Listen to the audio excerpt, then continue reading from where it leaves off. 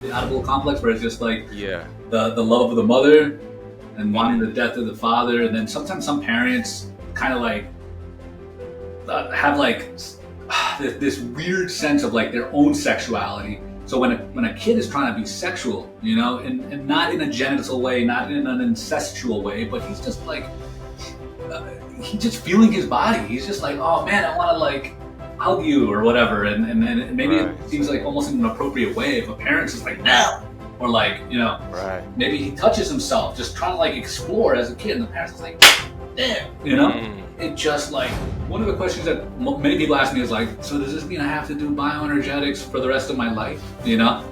That's one of the questions that I hear a lot, and it's just like, yes and no. Like no, in the sense of like once you go through the releasing of the traumatic experience, and then they're called neurotic holding patterns. Once you get released of the neurotic holding patterns, you are a new person. You are done. You're done with it. Like you will never go back to be the same. But Mm. like you, All right, Arnold, thanks for being on the show, man. you're welcome. Yeah, thanks for having me, dude. Absolutely. So, how did you come across bioenergetics? Yeah, that was like 14 years ago. I came across it through one of our mutual friends, Elliot Hulse, Mm. and he was just doing bioenergetics on his YouTube channel, and I was like, "Whoa, what is this?" Right. I was a little shocked, but I was also intrigued because I was already learning psychology, but I learned just a little bit of something that you're aware of, neuro linguistic programming. And I was Okay. just diving into different modalities, different types of psychology philosophies that I wasn't learning in school. I was just learning certain Mm. things in school, and I was just like, "Well, there's got to be something else out there." And I was Yeah. just, So, you studied psychology in school? yeah, yeah, Okay. yeah, Okay. that was my area of study, and then Yeah. just went in on all different types of like positive psychology and then the humanistic psychology and all different types of things, and bioenergetics just Yeah. kind of came forth, and I was like, whoa, I want to try this, and just dove right in. Okay. Let me ask you this. What got you interested in psychology to begin with? I was messed up. Okay.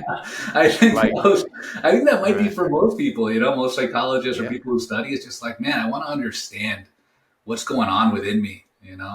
I think that makes sense. Yeah, I Yeah. just I knew want to that. understand myself. I want to understand people around me. Mm-hmm. Yeah, Right. Right. exactly. My interactions aren't going as I want, and I just don't feel good. Right. Right. So it's just like Okay. that's what started it off. Yeah. So I'm gonna ask you about what was it like to start doing bioenergetics, but before that, I want to tell our viewers that I saw one of your videos. I was still in my phase where I was doing research about the voice. I was just learning what was happening with my own stifled voice and saw one of your videos doing these throat exercises. I was like, man, Yep. that's amazing. At least somebody's talking about it.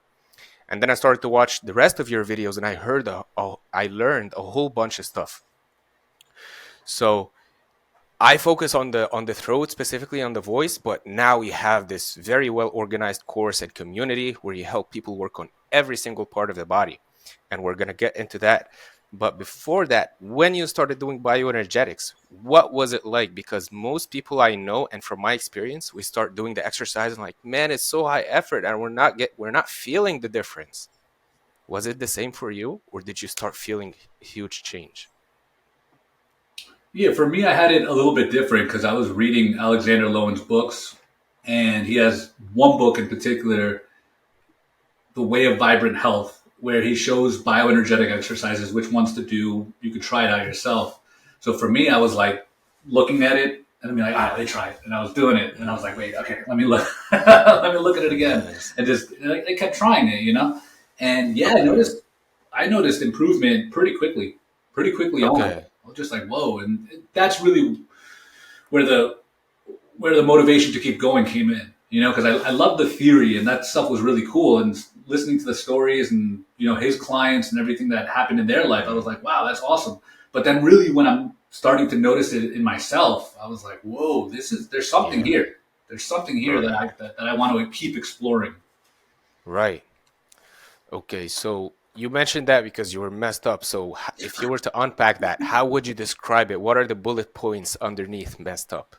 Yeah, I think at the onset, I didn't know the way I could verbalize it now, right? I could be like, "Oh, I was depressed, I was anxious, I was dealing with traumatic experiences," and right now I can say that. But all I know, or all I knew at that point, is that the only time I really felt comfortable or at peace or had some type of level of joy was when I was drinking alcohol or smoking weed. That's all I knew. And every other time I was anxious. I didn't know what that meant, but I knew that I just like felt uneasy, unease. Something was off, something was wrong. Right. And that's kind of what my experience was early on. Yeah. Trying to match your energy, so I'm gonna stand up as well. Okay. Oh yeah, my seat over here makes noise. So if I'm Oh, talking and okay. moving, then it would be like Gotcha. we don't need that. Okay, so for people listening, what who is this conversation for, let's say? I think yeah, anybody who's not feeling like they can easily socialize, or somebody who doesn't feel comfortable in their body. They don't feel at home in their body. That's kind of what I think my experience was in the in my early years. So Okay. maybe like the younger me, right? It's just like, okay, you Yeah. don't feel at home, and and your life externally is representing your internal life and what's going on inside. So for me, it was like, I was drinking all the time. I was doing drugs. I Mm, was getting arrested, and all this type of really? stuff. Yeah, it was bad, man. It was really bad. Yeah. Yeah. Okay, so pretty much like in a state of out of alignment with your values, with what you want to accomplish, with the life that you want to have, kind of like Yeah. self-sabotage in a way. Self sabotage is huge. Also, just Hmm. ruminating thoughts. Constantly Yeah. thinking, trying to overanalyze, plan everything. Maybe Yeah. having negative thoughts that you actually believe about yourself. And Hmm. it's just like, wow, or feeling like I'm not right. I'm not right. I'm I'm not not good. right. I'm not meant to be here or something. There's so many things that, what do you say? It's not the cause, but it's the effect of these traumatic moments that we've had in our past, and Right. now we're experiencing them, but many times we can't verbalize them. Right? Many things Yes. that happened in our past were actually like traumatic experiences that happened early on that were pre-verbal. Hmm. They were before our neurocortex was even fully developed. When we were a kid, when we were babies. And Right. and that stuff still plays a part in our life. And Yeah. you know, Yeah. how are you gonna explain that to yourself? You're not gonna be able to. You just know that there's a feeling of like, I'm not loving myself. I'm not loving life. There's something wrong. you know? Right. Yeah. Yeah. So that something wrong can be like overthinking, social anxiety, Mm. self-sabotage, I don't know, procrastination. What are the list of like trendy words that when people hear is like, oh, okay, this might be something for me. Yeah. Yeah, I would say like low self esteem is another one. Mm, Low self esteem. You said social anxiety, depression. Depression is okay. another big one, also. Yeah. Or even if you know that, like, I got bullied when I was young, or I had a tough childhood, a hard upbringing. If you went through like a divorce early on, stuff like that, like a death Yeah. early on. Right. There's just so many things that play a factor in our life. So I don't want to like narrow it down to just a few things, Yeah. because everything that has happened in our life is a catalyst in our future, in our mind, Right. and also it's also stuck in our body, especially if it was something very, very traumatic. Okay. So can you expand on what does it mean for stuff to be stuck in the body? Mm, for sure, yeah. So maybe we could do like an example of something. Let's say there is a yeah. Oh, I was just reading this the other day. It was the Faber method. So I have a little baby. So one of these Okay. things is called the Faber method, where it's just like you let a kid cry it out.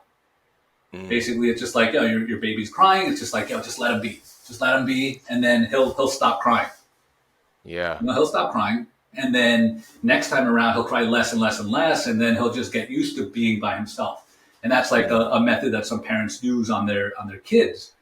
The right. issue with that is though that this baby is crying because he or she needs the parent, right, and wants the parent. And during this phase of their life, it's important for them to have love and connection. Mm. That, like to have a secure base attachment, as they say in psychology, secure base Yeah. attachment. But it's true. You need a secure Yeah. base attachment. And this person, this baby, is crying, reaching out, crying, wanting that support, that attention, and not receiving it. So it stops crying when it like completely tires itself out of crying. It Yeah. just tires itself out so much of like forcefully crying that it just like falls asleep. And Yeah. it keeps doing that. And then obviously as a parent, you're just like, yes, now the child is by itself. But what's going on internally is maybe what they call like learned helplessness, just like now Mm. I can't, like, I don't feel worthy of receiving love, or there's like an inner thing that happens where it's just like, I don't feel secure, I don't feel secure. Yeah. I don't feel like I'm lovable. There's many different things that happen. Now, how does it get trapped in the body? It depends. One of them that Alexander Lowen spoke about was the oral character type. And this is Mm. like it's a reaching out, like like some people like really have like they're like this, Yeah. and it's because they want to reach out and Mm. they got stuck trying to reach out. And then there's also like a Yeah. closeness of the heart that happens also, that Mm-hmm. is deep. It's a deep wound that is in there Okay. because of like Right. So, experiences like that. right. So these forward shoulders are kind of like sinking chest, and then there's maybe tight shoulders up here, right? That could happen too. Yeah, mostly Right. mostly that one. That one would be more like fear or anger. Like if you're getting like beat up. Like let's say this happens too. This is another example. It's just like, all right, your dad beats you up, to show you to show you his control and to punish you, and actually like physically beats you. But then you, as a child, you're like, I'm not going to give him the satisfaction of seeing me cry. Mm. So then you put yourself strong. You man up. Right. You put yourself strong and rigid. You're like, I'm not going to. Mm-hmm. But because of that, then you got to have that stuckness there. You know. Right. So when somebody comes to like bioenergetics and does like work with me, and we're working on crying, there's almost like an ego death that happens because Yeah. they have to surrender into the experience of allowing themselves to cry, and to Right. allow it to happen, because they have a mental attitude, like a mental block, that they're just like, I will never cry. I will never show Mm. anybody the satisfaction. Even if they're doing it themselves, they still have like this mental attitude of not being able to cry. But it's also Yeah. trapped in their body in that way.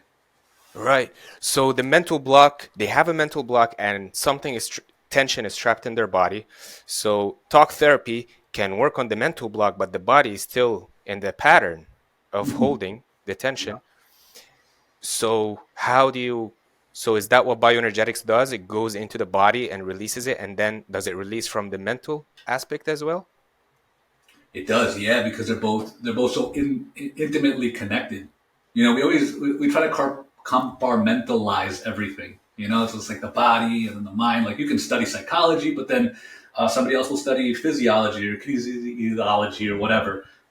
Chemistry, and then neuroscience and this, and it's just like, well, it really is all just one. And your Right. and your brain is literally connected to your whole body through the nervous system. And as Yeah. like something fires and you make like a pact or a vow because of a traumatic experience, a traumatic moment, it happens both up in here, but it also happens in different parts of your body as well. And Mm. what bioenergetics does is really focuses first on the body, on releasing parts of the body. And it's really cool because sometimes you'll remember something that has come up, maybe Mm. something that you suppressed or you repressed a long time ago. It'll come up and you'll remember why this happened to you, or why you are the way you are. It's fascinating. Right. So if somebody has no idea what bioenergetics is and did very little therapy work or inner, emotional work, and they notice that they're struggling with social anxiety, or you and I spoke about nice guy syndrome, right? People pleasing. Yeah. And let's say they come to one of your services, either one-on-one or the course, and they start doing the exercises. What do they expect? Do they expect themselves to burst out into crying or screaming in anger or fear, or maybe it's just a subtle experience and it's kind of like taking layers off gently? Yeah, it's the latter. Yeah, taking Okay. layers off gently. So that's the way Alexander Lowen proposes it, and it's the way I do my coursework with people.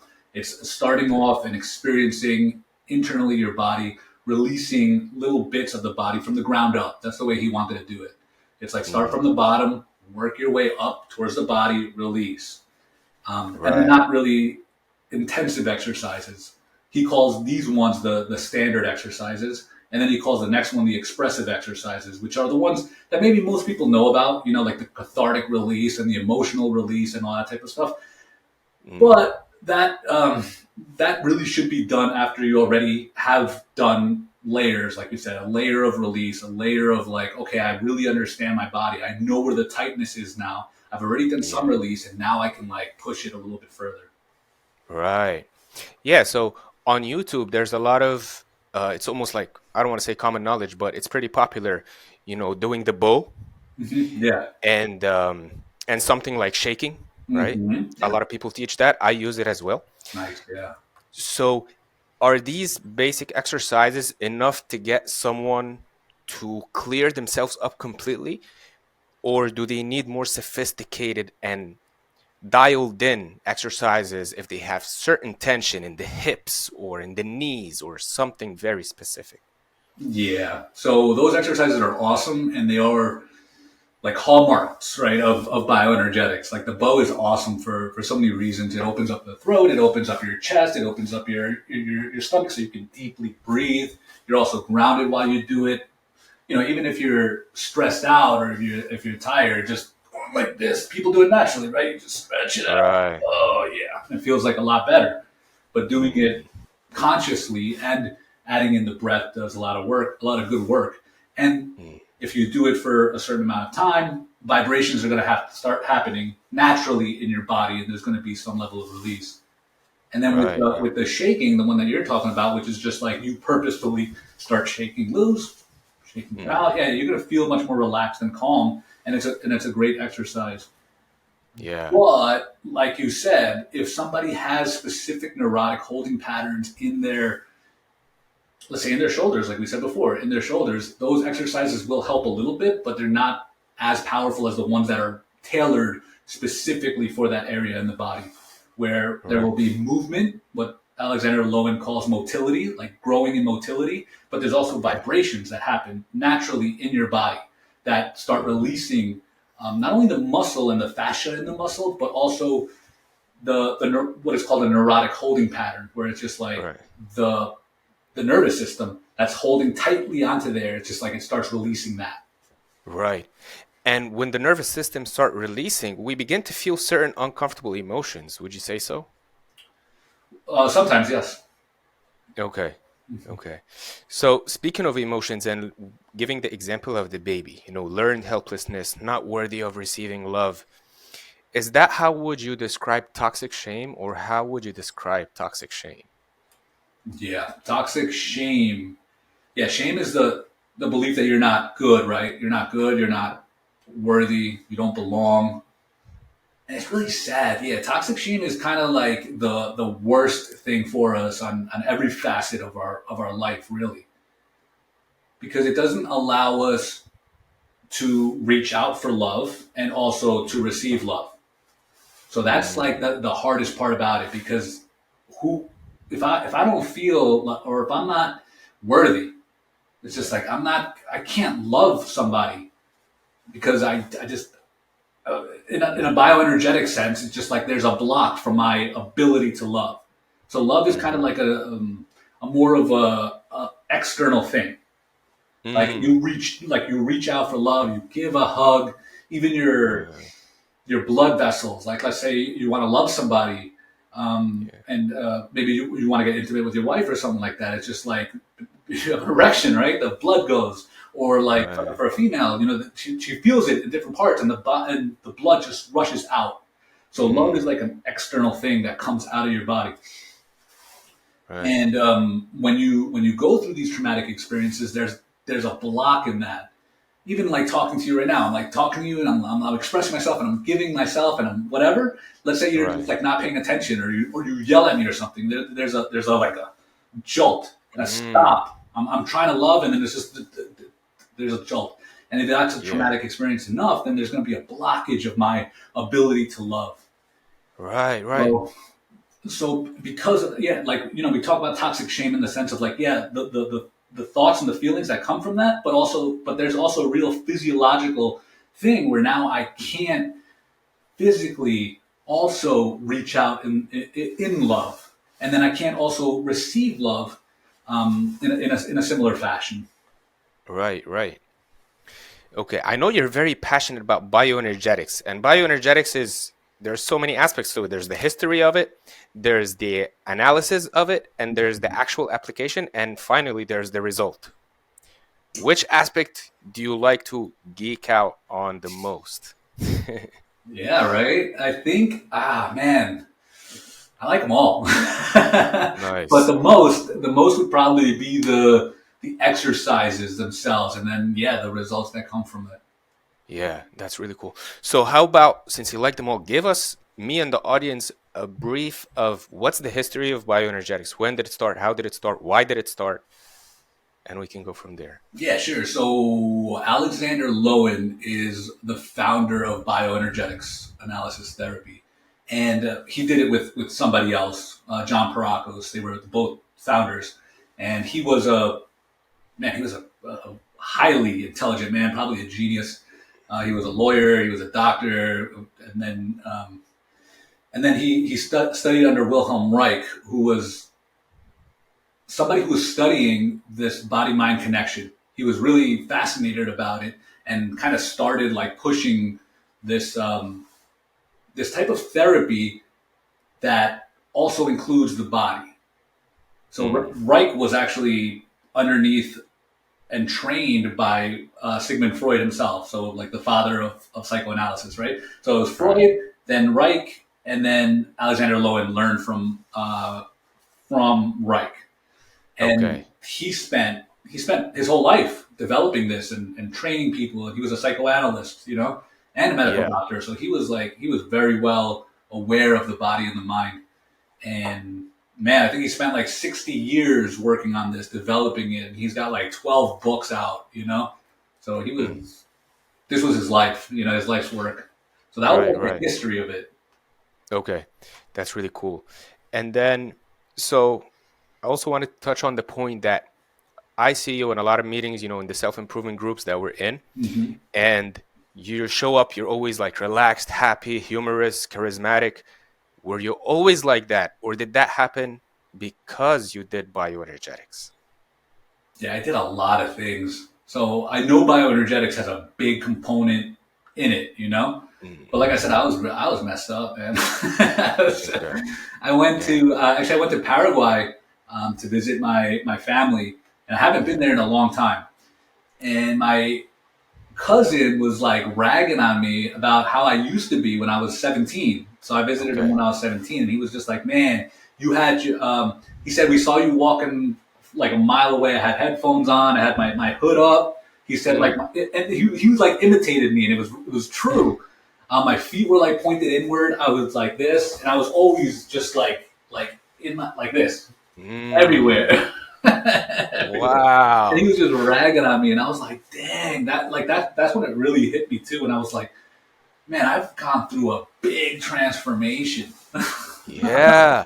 So the Arnold I'm speaking to right now would be totally different if it was the old Arnold. Like the energy would be totally different. The conversation would be more limited, right? For sure. Yeah, Wow. yeah. I'd probably have to get a drink. I'd probably be drinking. I'd probably drunk. Conversation. Yeah, yeah. Right, man, that's fascinating. That's really inspiring. Mm. And so back to toxic shame, is that something that is usually stored in certain areas of the body or just all over? And is it tied to a specific character structure or all of them? And you can also give a brief of what is character structure for the viewers. Yeah, it could it could be all of them, but one of the main areas that you would find shame in is like the pelvic genital area. You know, Right. man, that's a deep topic in itself. You know, the Oedipal complex. You know, Oedipus, the Oedipal complex, where it's just like Yeah. the love of the mother and wanting the Mm. death of the father, and then sometimes some parents kind of like have like this weird sense of like their own sexuality. So when a kid is trying to be sexual, you know, and not in a genital way, not in an incestual way, but he's just like he's just feeling his body. He's just like, oh man, I want to like hug you or whatever, and maybe it Right. seems like almost in an appropriate way if a parent's just like Mm. no, or like Right. maybe he touches himself, just trying to like explore as a kid, and the parents is like, there, Mm. it just like it causes a lot of issues.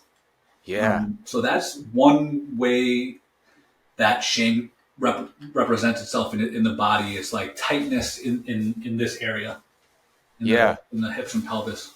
Right. Man, I was just speaking to a friend that we have a mastermind group, and we were speaking about sexuality and how nobody talks about it, and everybody pretends, it's either everything is fine or and there's really no education about it. But you touched on something. I was like, man, this goes deep. This is like from childhood and things that were discussed. I don't know, is that like from Sigmund Freud, the audible child, or Hmm. Yeah, okay. in psychoanalysis, but also Alexander Lowen speaks about it a lot too, because he noticed that a lot in his patients. So mostly all of his patients had like some type of neurosis, and Mm. when something is a neurosis or is neurotic, is like it's like a love hate thing where you're like fighting within yourself. It's like I love Right. everything, but I hate it. And it's just like I want Mm. this, but I can't, and then you're That's stuck in this like. right, right, right. Like Man, I that makes want to so much reach out sense. for love. Like I want a girlfriend. I want a boyfriend. But then there's like Right. this part that's just like I'm not worthy enough, or they'll Yeah. never love me, or it's just like whatever it is. And I'm talking Mm-hmm. about like in the Yeah. mind, but there's also in the body too. Um, like maybe Yeah. you want to reach out, you like literally you Yeah. want to reach out, but your Right. but your pelvis is stuck in the backward position, and then it's just That's like right. you're walking like this, and it's just like Right. you're not open to it, like Right. literally like Yeah. not open to it. Yeah. Mm-hmm. That's right. It's stuck in a neurotic holding pattern, even if somebody tries to stretch it, but without doing the breathing, without doing the whatever, feeling any emotion that rises, is the body's gonna go back into the pattern. Hmm. Yeah. Right. And what's interesting, especially about this area itself, is like in fight or flight, right? In fight or flight mode, which is what happens during traumatic experiences. Well, fear, right? Fear, but then also in traumatic experiences, you get stuck in the fight or flight mode, Yeah. right? Or the freeze. Mm-hmm. You get stuck that way, Right. physically. And what ends up happening is that like there's a feedback loop that happens. So Mm-hmm. because like when you're in a fight or flight mode, like just naturally, like something happens, and then you got to get ready, right? Your body Yeah. kind of just prepares, and what happens is that the muscles here, they're called the psoas muscles. The Yeah. psoas muscles tighten up just to get you ready to Mm. go, to move, to run, to do something, and Right. cortisol goes up into your body, different chemicals and hormones and stuff like that, just to get you ready to go out Mm-hmm. and run or to fight back. If you have to fight back, you got to be ready to attack. Yeah. And what ends up happening is that if it's chronic in somebody and they're tight over here, there's a feedback loop that they're constantly getting a little bit of drip of cortisol, and their mind Yeah. thinks that they're constantly in danger, and their body keeps telling their mind that they're in danger. So it's just like it's Right. continuous, right? Mm-hmm. So once we break that cycle and get into the body and start doing bioenergetic exercises, do we still have to affirm the mind with a new philosophy, or does that happen kind of automatically? That's interesting. Yeah, I think it helps to have a new philosophy with many different things that you do, But Mm. what really ends up happening in just doing the exercises itself is that you start noticing different. uh, a different way of being. You're just being differently. You're just being different. Mm. So it's not really that you need to have a philosophy, because Yeah. if you're out here and then you stop, there's a sudden shift that happens where it's just like, oh man, I'm starting to feel more calm and starting to feel more peaceful. And as you're Right. like interacting with somebody, then it's just like, wow, I don't feel like I have to run away. You know, it's just like, Hmm. wow, I'm kind of I'm chill. I'm at peace here. And Yeah. then another person interacts with you because of the way you are, right? Who Yes. you are speaks louder than anything that you say, right? So that they Mm. see you and they're like, oh, this guy's at peace. It's like, okay. Right. And then you have good interactions. And then naturally it's just like, oh, you know what? I'm okay. I'm fine. I Yeah. feel like I belong. I'm comfortable. People like me, you know? So you don't necessarily need to have that, but it is Right. helpful to talk to It's somebody about helpful. it. Yeah. That's really cool. I can attest. I've been doing the grounding exercises that you have on your YouTube channel. Yeah. Man, they are powerful. I do them and I feel a lot more grounded. Hmm. I feel like I'm standing on solid ground. I'm Yeah. like holding my Nice. space. Right. Yeah.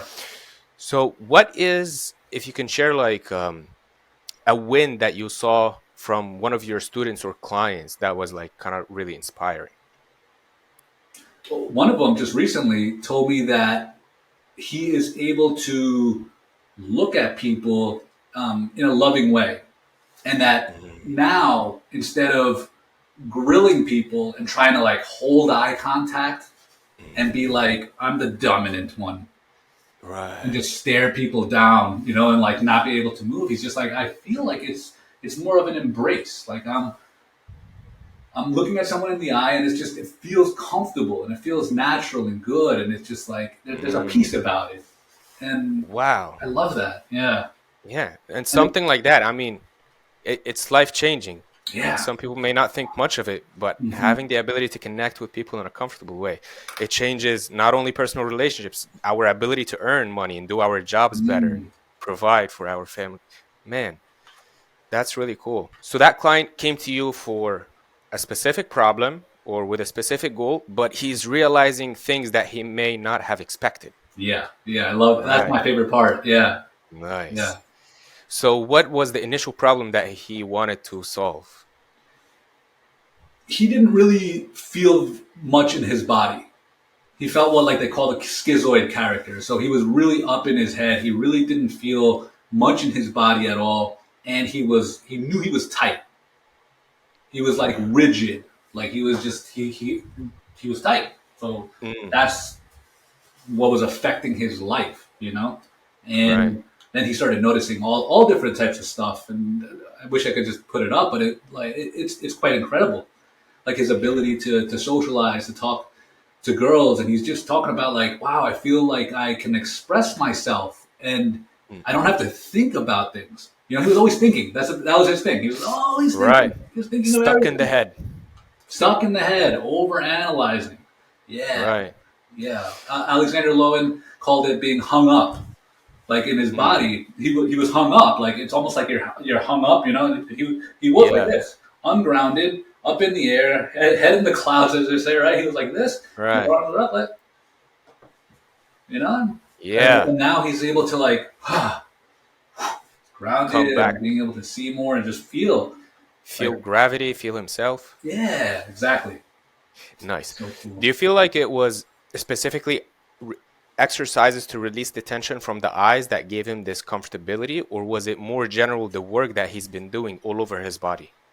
Yeah, the eyes is one of the last things that we do in the standard series. So I would just it is everything along the way. So for somebody like Yeah. him, I wouldn't start with the eyes.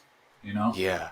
it really does work on the bottom, going from the bottom, going all the way up. So it's Okay. everything. He started breathing better. He started opening up his chest. He felt a lot of stuff in his belly, Mm, and he had a hard time connecting with people. You know, because he's just up in his head. He's just like yeah. up in his head. And also, yeah, actually, similar to what you're saying, like choked up. He was choked up. He had Mm, a lot of stuff in his shoulder girdle here, and then also down here, okay. which happens a lot of times when we have traumatic experiences of love. It's like we close off this Mm, section. Interesting. Okay, so you mentioned, so this kind of like has to do with love, and the hips and genitals area has to do maybe with sexuality. And what about the knees and the ankles? Hmm. A Yeah. lot to do with grounding and our ability to stand for ourselves. To stand up for ourselves. Mm. Man, I have a friend who was a friar, and he constantly I would see him like this, Yeah. like he couldn't stand himself. He couldn't stand just like calm and cool. You know, Mm. his knees were always tight, like, and then he was just like he was like shaking. Right. So it's like Yeah. not being, like you said, stable ground, right? He doesn't feel, he's Hmm. not, and he was emotionally, sadly, like kind of sometimes unstable. Yeah. Yeah. Were you able to introduce him to bioenergetics? No. Okay. No. He was not receptive of it? I just didn't do it. Okay. I just didn't do it. Yeah. I can't go Okay. up to everybody. And this is why I started creating the work that I do and sharing it on YouTube, Right. creating the course and stuff, because I can't go up to every single person and be like, "Hey, Right. when you talk Yeah. to you about bioenergetics, this is what I see in your Yeah. body." I notice Mm. it now everywhere I Right. go. I just notice people, and I'm just like, "Ooh, boom, boom, boom, Mm. boom." But I Yeah, can't. yeah. It would just be inappropriate to tell Yeah, everybody. that's right. That's right. That's right. Okay, so speaking of which, as humans, I believe that we have this tendency to downplay our trauma or suppression that we have. Is that something that you experience as well, talking to many people, or not necessarily? Yeah, most people, you talk to them and you talk to them about their childhood, they'll just be like, "Yeah, nah, it was good. It was Yeah. okay. I didn't have, nah, it wasn't really that much of a problem. It was all right." you Mm-hmm. know. But then when you start working on with somebody and working on the body, they realize like, whoa, no, I have a lot of pent up anger and hate Yeah. for my mom or for my dad for the stuff that they did to me. But you're Yeah. also at that age, you're not supposed to feel that, or you don't feel like you should feel that. And the person who you're hating is also the person that is providing for you. You're kind of Right. you're stuck in a situation where it's just like I want to lash out, but I can't. I'm told like I can't be angry. Like a kid that can't be Mm. angry. So let's say you are angry and you want to lash out, and it's just like I'm even doing it with my mouth, right? Like I Right. want to lash out, I want to punch, I want to like go Mm. like that, but you're not allowed to. So what do? Yeah. You hold it in. You push you Right. go back. You hold your breath, and then you hold your jaw really tight. Right. But then you ask Mm-hmm. somebody later on in life, after this has become chronic and it's just in their body, it's just like, "Oh, did you have a bad childhood?" But, no, no. Are you Yeah. angry? No. A person that's Mm-hmm. like trapped with anger may be a pacifist. Like, I never get angry. And they don't get Right. angry because they just don't allow themselves to feel it. Mm. They just don't allow themselves to feel it. And the sad thing is, like, if you trap an emotion like sadness or anger or fear or grief or anything like that, and don't allow it to be released and to manifest, you also at the same time are stopping yourself from feeling joy, peace, happiness, goodness, all the positive emotions too, because you're blocked. Right. Mm-hmm. Yeah, that makes sense. And in my experience, we get stuck in a pattern and we think it's unchangeable. I saw a video Mm, of me from 5 years ago. I was kind of like interviewing a friend, and my face was not moving, my jaw was not moving as I was speaking. It was minimal movement. And now I'm looking at it and I realize, man, I had a lot of holding patterns in my face and neck. mhm, I was not able to speak. And to the other point, when I started to get deep into self improvement, I was working with this somatic life coach, and she was hinting towards maybe there's anger trapped in me or something like that. Like I have anger, suppressed anger. I was like, no, I don't get angry. exactly. To my surprise, I had a lot of anger. Mm, mhm, And then as I'm doing this work and all these exercises, my personality changing, the way I'm feeling, my body's changing. But 6 years ago, I didn't think that change was possible. I thought me was me. yeah, Right. yeah, Man, this is so inspiring, this kind of yeah. stuff. It's amazing too because like you said, you didn't think that you felt anger. You're like, no, I'm not an angry person. But Yeah. that's a problem. If you can't get angry in a relationship, or if you can't express anger in a healthy way, then Yeah. you can't even really love somebody. Like if I have a wife, so I sometimes have to express anger with my wife, and if I didn't though, it would be that I don't want to have a deeper of relationship. It would turn into like some hate, or I would just Mm-hmm. be in my mind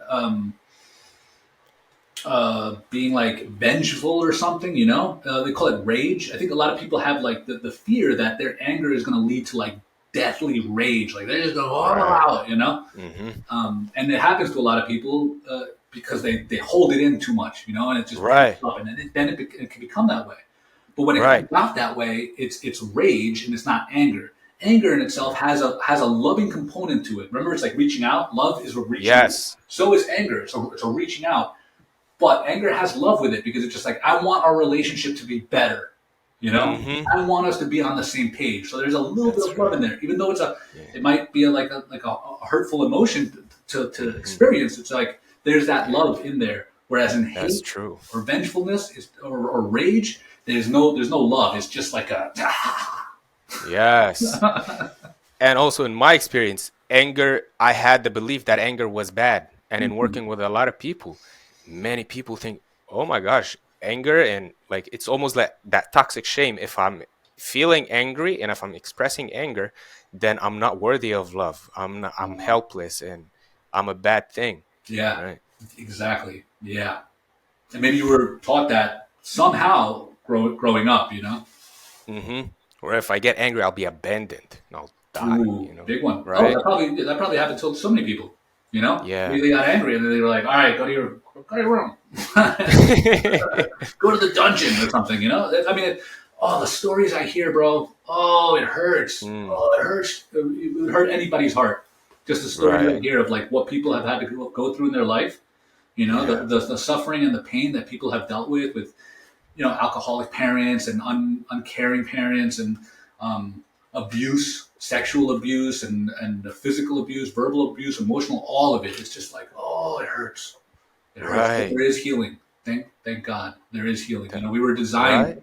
were designed in a way that even while we were going through a traumatic experience, our body is really trying to protect us, and our mind is trying to protect us. And that's why sometimes we dissociate.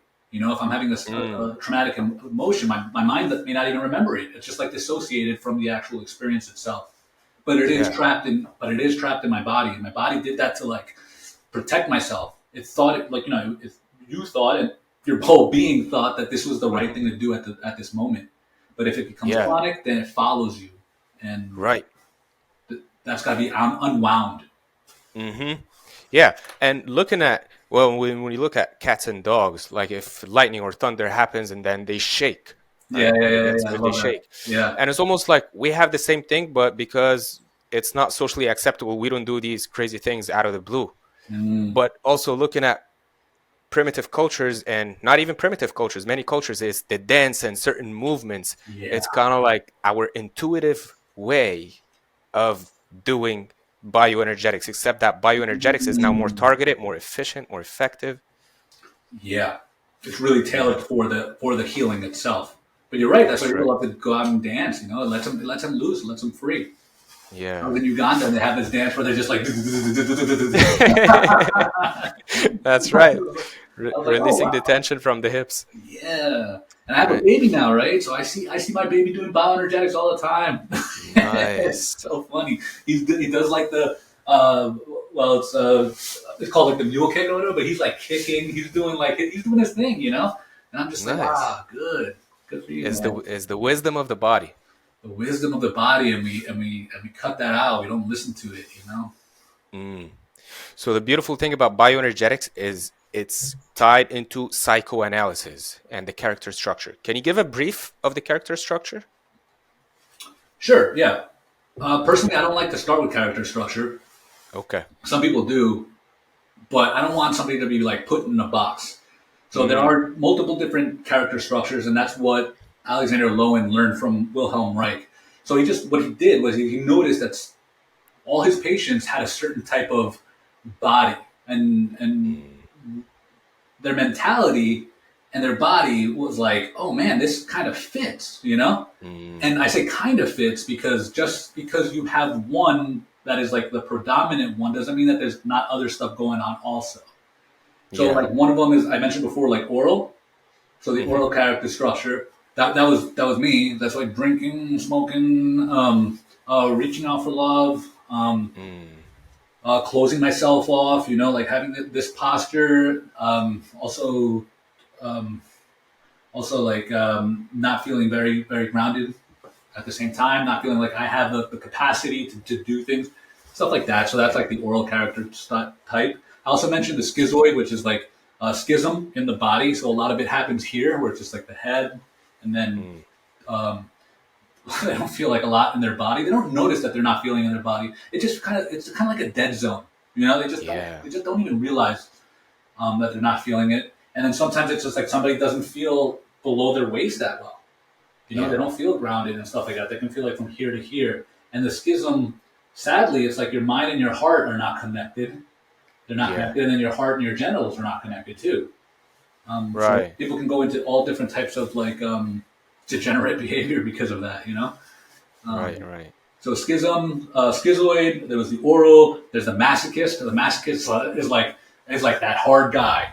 It's like Mm, they're like big, normally big shoulders, tough guy. But right. in his toughness, he's also kind of rigid in his Yeah. toughness, and he does he's not going to reach out for love. You know those Mm, guys like you look at him and you're like, dude, that guy is scary, bro.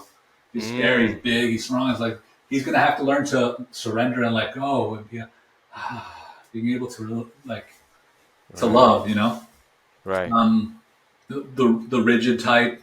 There's also the rigid type, and then the um, those are the main ones. Then there's also like the Okay. compensating oral, but yeah, the rigid, obviously like very rigid in his body, Right. super tight, super rigid. And I saw this the Mm, other day. Like I went to a coffee shop and I saw this guy, and he was a good looking guy. He was a good yeah. looking guy, and he was like he was built. He was built, and he Mm, looked like he had a good body. I'm sure he like worked out a lot and stuff. yeah. But I could just tell how rigid he was. Like he Mm, was just like tight, like. yeah. And I was just like, ooh, somebody like a girl might be like, oh, he's a beautiful guy. Like I'm Mm, attracted to him. I'm attracted to him. I'm yeah. sure like he goes on a first date, and then it's just like there's an immediate like, oh, I don't know, there's something wrong there. There's something wrong there because Mm, he's just like rigid, tight, like interesting. no freedom. No, it's not a free thing, you know. Right. So all these character structures in the rigid type, when they start doing bioenergetics, they can pretty much go through the same program from the bottom up, or would they approach differently based on their character structure? Well, that's why I don't start with character structure because everybody, Mm, I think every single one of them should go through the whole thing, because yeah. I may say that like okay, the rigid has or whichever one has these certain parts, which realistically it's like okay, these are the parts that are like most prevalent within your type that you should be Mm, working on, but yeah. that doesn't mean that like something didn't happen to them that also is manifest somewhere else. So you're missing Right. out and not actually going through the whole thing. Yeah, that makes sense. And the beautiful part when somebody does the work and let's say this guy, hypothetical guy or this guy, releases the tension all the way from his feet, all the way to the top of his head. Now he goes on a date. How would he be different instead of being Yeah, holding it'd be more in the holding that? flow, you know? You could just be in the Mm, flow of life. yeah. In his body, just feel freedom and peacefulness and just be like, oh, I'm here and I'm living, being, you know? I'm Mm, being. This guy's probably just doing a lot, you know? mm, Doing. He's a robot. right. He's almost like, he was like robotic, you know? And Yeah. yeah, sexually, Right. it's like he's Hmm. robotic, completely Right. like just a robot, and it's just like no, there'd be some fluidness in Hmm. his movements, and also in his mind. It would be that's what Alexander Lowen talks a lot about is gracefulness. To be graceful, it's just like it's almost like being natural, just authentic and expressing yourself Yeah. and in a way that is appropriate too. Right. That's really cool, man. So, touching on the philosophy, when we spoke about anger, if somebody's listening to us and they're in that phase where they're about to discover their anger, I want to say that I believe anger is okay. Harming others is not okay. And anger does not immediately translate to harming others. It Hmm. can, but it can harm others, but it doesn't always harm others. And we can feel anger and experience anger and not be bad people. Yeah, sometimes it's inappropriate, right? Like, so I said graceful, right? So sometimes it's Mm, inappropriate to express anger. You know, I'm mm, sometimes angry, like when a meeting goes into like some wild direction, and it's just like, man, I'm stuck here. You know, mm. I don't start like yelling. Right, right. And it's just like, okay, okay, I'm angry. Mm-hmm. You become Yeah. aware, right? There's a lot of self awareness. It's like, oh, I'm getting angry. Mm. All right, what am I going to do about it though? You know, it's just like, okay, you have agency. You know, you have agency to Right, like move the conversation and stuff like that, which would be a graceful thing to do. right. And then even afterwards, you can do bioenergetics and release that anger and free your body from it. Right. Oh yeah, yeah, yeah. Like Mm. in the jaw, if you have to like hold on. Mm. You know, a lot of people have that experience of working in a place that they have to hold face, like literally Yeah. hold face. You know, Mm. and psychologically hold face. Right. Pretend to be like even sometimes pretend to be somebody you're not. You know, and that Mm. experience, it's like it it it gets trapped in there a little bit, you know, in your body. Yeah. It's not like a traumatic experience in itself, but there is tension that you're consciously tightening in your body that is great to just release. And that would be like Mm. those exercises like the bow um, and the shaking, which would do a lot of good for that. And then also like, you know, doing some massaging. Yeah. Yeah. That's really cool. Okay. If somebody's listening to us, what are things or like, and they never experienced bioenergetics, what is something that you want to share with them, kind of like to help them understand it a little bit or understand the benefits that they can receive from it a little bit? Yeah, one of the questions that many people ask me is like, so does this mean I have to do bioenergetics for the rest of my life? You know, Yeah. that's one of the questions that I hear a lot, and it's just like, yes and no. Like, no, in the sense of like, once you go through the releasing of the traumatic experience and then they're called neurotic holding patterns. Once you get released of the neurotic holding patterns, you are a new person. You're done. You're done with it. Like, you will never go back to be the same. But Mm. like you said, also is when you're living life, there are things that happen throughout your life that now you're going to be able to be more aware of. You're going to be able to feel Yeah. that more, but also you'll know how to release it before it becomes like a pent up type of thing. Mm. So that's like, yeah, that's the main thing that people ask me. But the real benefit is in the freedom that you experience in your body and in your mind, and just the ability to be, but be Yeah. at peace, like feel at home. Just feel at home. It's just like in your body, no matter Mm. what's really going out there. Yeah. Nice. So, last few questions I have. One is, does doing bioenergetics and releasing that tension and feeling at home in the body, does that make one a better leader, for example? My initial thought is yes. You Mm-hmm. know, I mean, I Yeah. think if you want a leader, or if you think of leadership in itself, you would want somebody who is grounded. You know, Yeah. somebody who is able to love. You would want somebody who is charismatic, maybe. Mm. You know, these type Right? of things. So I would say, yeah, somebody who can Yeah. hold eye contact and be there with you. I mean, you'd want him to be somewhat calm in his leadership position, you know? So Right. yeah, I would say, yeah. Absolutely. I agree. And I just want to give my testimony. Me opening up my voice changed my whole life. Everything. Leadership, personal, everything is different. So, what advice would you give to 17-year-old Arnold that was walking with the hoodie and all crunched up? Yeah, right. Yeah. yeah, I think it would be something along the lines of you can trust people. You know, you can open up. There's good people out there that want the best of you. One of the things is I was closed off. I was so closed Mm, off, man. I was so right. closed off, and the only time I could really like open up or be like at peace and joke around and whatnot was when I was drinking. Because then I guess Yeah. I didn't feel that anymore, you know, and there was something Mm, that happened because of that. So right. Yeah. later on in my life, I started opening up and being and being humble and talking about these things. And um, Yeah. thanks be to God, I did that. Yeah, it changed. It changed my life being able to be open and allowing a little bit, a little bit of myself to come out. Because you know, Hmm. with the toxic shame, it's just like if anybody knew me, they would not love Mm, me. You know, if anybody knew me, right. they would reject me or whatnot. You know? Yeah. I want to touch on that.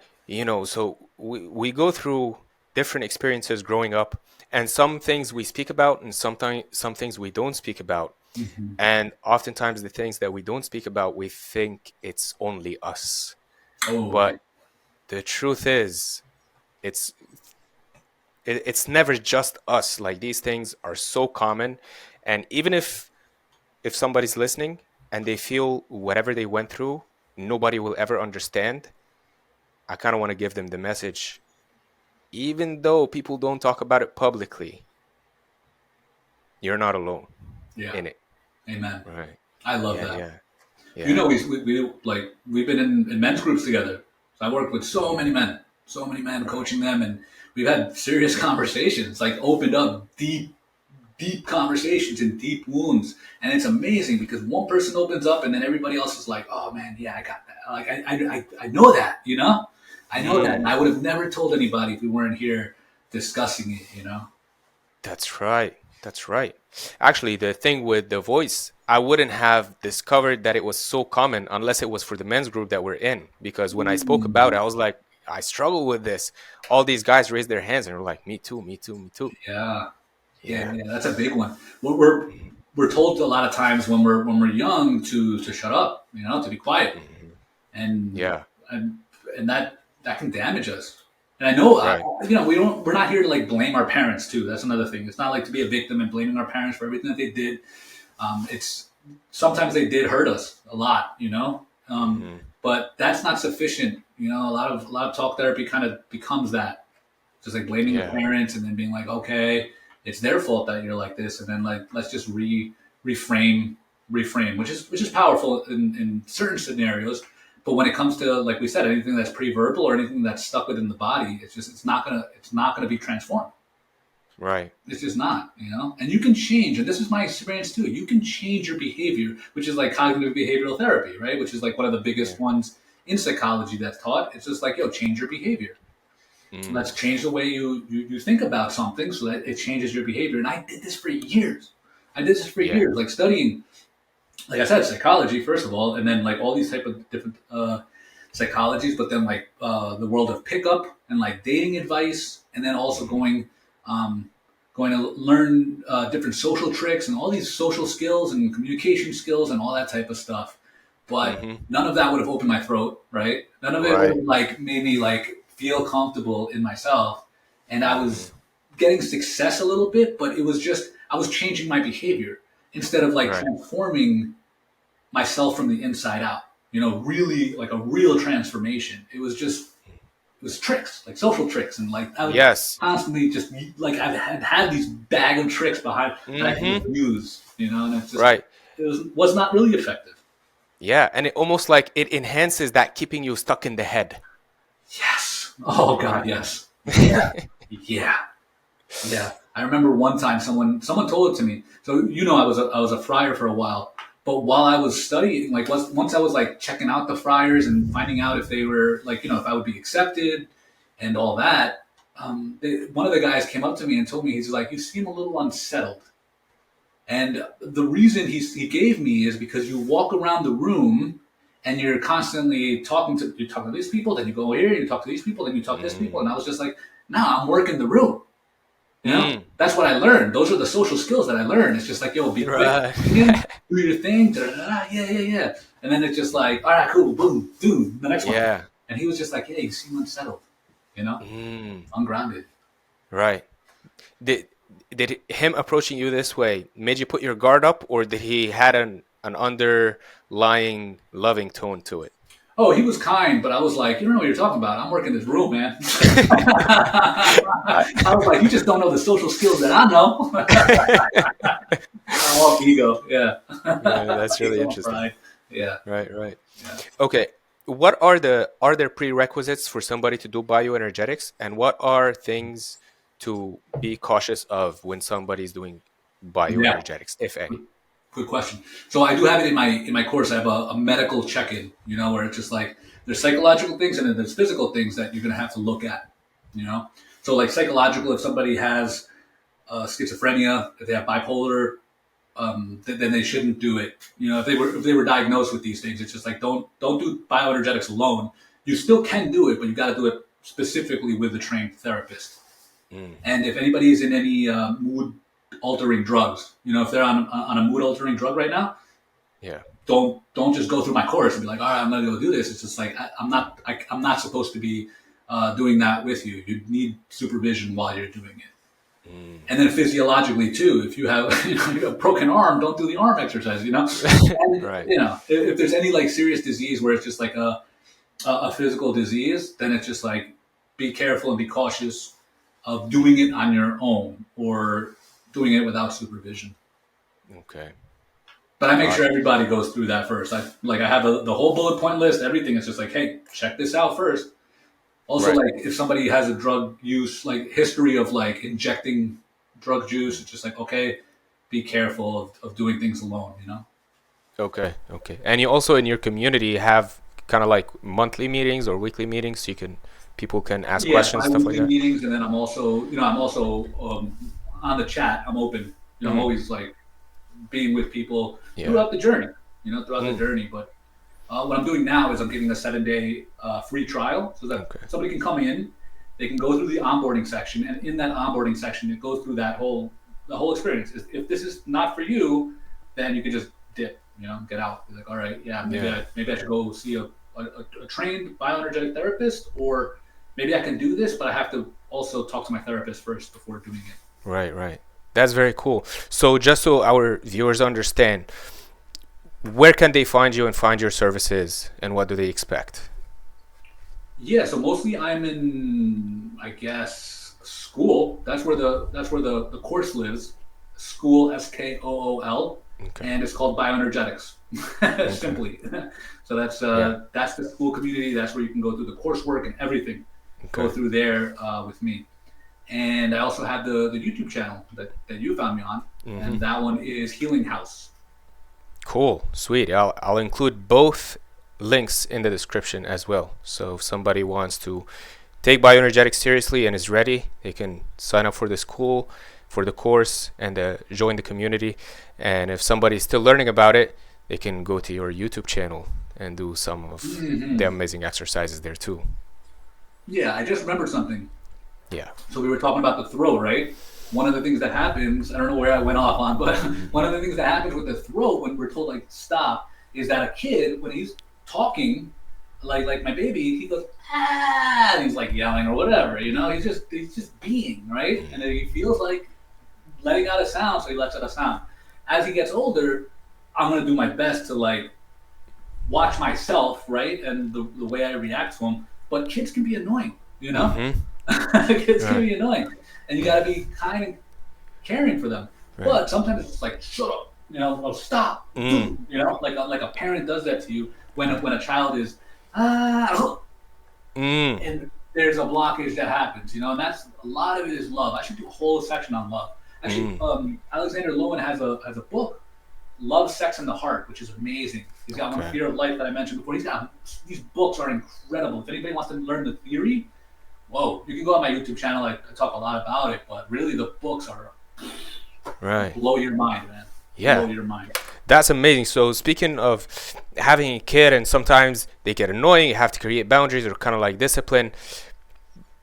And I guess, is it possible that you also begin to teach him in a fun, like when he gets older a little bit, teach him in a fun way some bioenergetics moves this way, because I believe that life is messy. Okay, we can never get it perfect. We're always gonna have suppressed emotion. It's part of being social. We have to suppress certain things, right?